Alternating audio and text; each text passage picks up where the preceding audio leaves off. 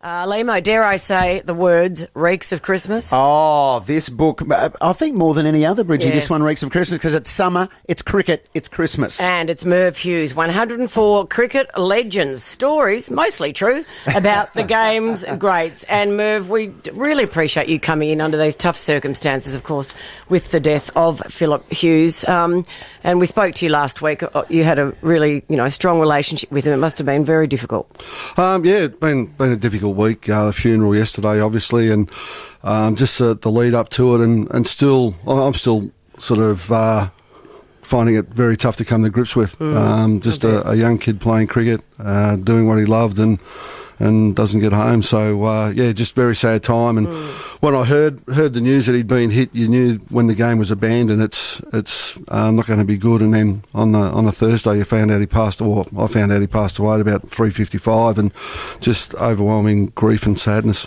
Indeed. I've got to say that would bring, I would think, in what must be a horrific time, some comfort to his family to see the global cricketing/sporting community pay tribute and show their support in the way they have over the last week. They say the cricket fraternities come together. I think the whole sporting fraternity and Australia and people worldwide just... the tributes that have been flowing in from all over the place, and just a fine young man with what seemed to be time on his side, and that just tragically taken away. Yeah. And Merv, I want just to ask you one more question on it before we move on to the book, and that is, as a fast bowler yourself, did you ever, you just go about your business, did it ever cross your mind, or did you, that something like, I don't know, it just seems so bizarre that you're doing your job, like poor Sean Abbott was? Well, yeah... Sean Abbott must be going through hell, and from a fast bowler's point of view, you don't deliberately go out to hit someone. You're trying to get him out. So to bowl a bouncer, you're trying to get him caught at fine leg or deep square leg, or perhaps off the glove to the wicketkeeper. But I don't think as a fast bowler you ever think about hitting and hurting a batsman. So, Sean Abbott, obviously thoughts go out to him. He'd be going through hell at the moment. Terrible. Yeah. There's no doubt about that at all. So on to slightly brighter matters, Merv. You've got this book, 104 Cricket Legends. How did you choose the 104? Well, just random, basically. Yeah.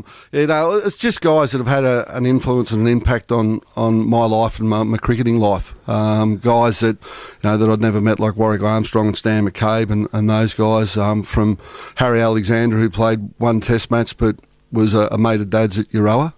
His nickname was Bull. He was just a big, strong bloke, and Dad always said that he played Test cricket, and I just thought, gee, wouldn't that be fantastic to do? Yeah. So you write a little bit about him, and there's guys that I played country cricket with and club cricket with that no one would have heard of, but they've had an impact on what I've done. Of the 104 legends, how many are mostly true? Well, mostly would indicate sort of 51%, but as I said, I've taken a bit of a licence there. So you're a storyteller, Merv. It's important to take a bit of licence every now and again. Now, I know you roomed with Damien Fleming for a long period of time. Good mate of yours, Hawthorn supporter. He is indeed. He is indeed. What's he like? But I've never roomed with Flem. What's he like as a roommate? Is he a bit dodgy? No. I was 28 when he came into the state squad. He was a 18-year-old kid, sort of fresh out of Springvale High School, I think. Yeah. So he is just very quiet, very respectful, and as a senior player, it was my job to treat him like crap. So as he got older and took on a young roommate, he would then know how to treat that young roommate. Oh, that was good of you to show him the way.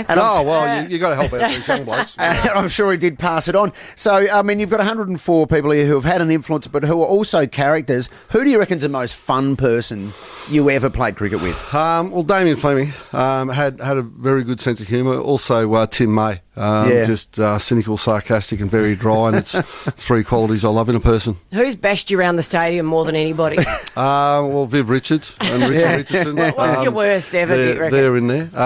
Ian Botham at the Brisbane Test match, 86, 87, I think it was. I think he took 22 off and over. That was at the time was in the Guinness Book of Records, but now that's been no, take it. Sorry, I thought it was in the Guinness Book of Records, but 24 in an over. But I claim victory because the 24 came off an 8-ball over. Yeah. My 22 came off a 6-ball over. So, gee, 2 more balls could have gone for 12. So There we go. the way he was hitting them. That's more runs per ball. When you do go for 22 off and over, do you want another over to make up for it, or do you just want to get off? No, you're just looking for a shovel to dig the deepest hole you possibly can. But, those things happen. As a batsman, you make a mistake and you don't get another chance. As a bowler, you bowl a bad over and you can redeem yourself, although that game I didn't redeem myself. Didn't really redeem yourself. And quickly, who is the biggest legend in this book? Oh, Alan Border, by far.